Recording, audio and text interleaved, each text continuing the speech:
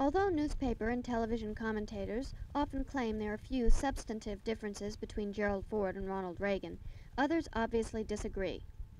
President Ford packed the University of New Hampshire Fieldhouse with an electric crowd. Questions flew hot and heavy, with the president speaking to issues from the economy to marijuana.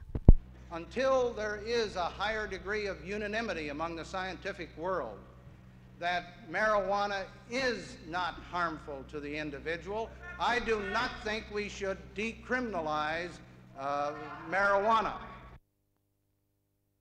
I have a record. We can't say one thing and then do another. We have to deal with reality, and we have, and acting with reality, we've been successful in turning the economy around, being successful in foreign policy. When the chips are down, I think the people will want a proven quality rather than one who hasn't had those hard decisions to make or those difficult actions to take. For Ronald Reagan, 2 days later, the same fieldhouse was barely half full. Applause was sparse, and questions were the old standards on defense budgets, detente, and home rule.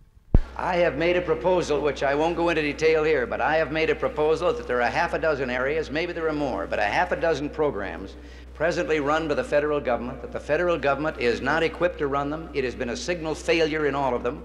They should be transferred back to state and local authority, and with them should be transferred back the tax sources the federal government is now using to pay for them. I was disturbed when the Secretary of State uttered his strong statement to the Soviet Union about getting out of Angola, but at the same time he kept right on packing his bag to go to Moscow and talk to them about SALT II.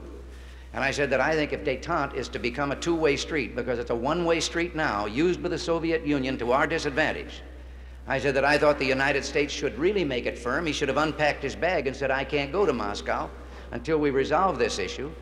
Gerald Ford brought with him the mystique of the presidency, while Ronald Reagan, giving the same speech and answering the same questions in every city and hamlet, seems to have lost some of that movie star glamour. From Durham, Jane Taylor reporting.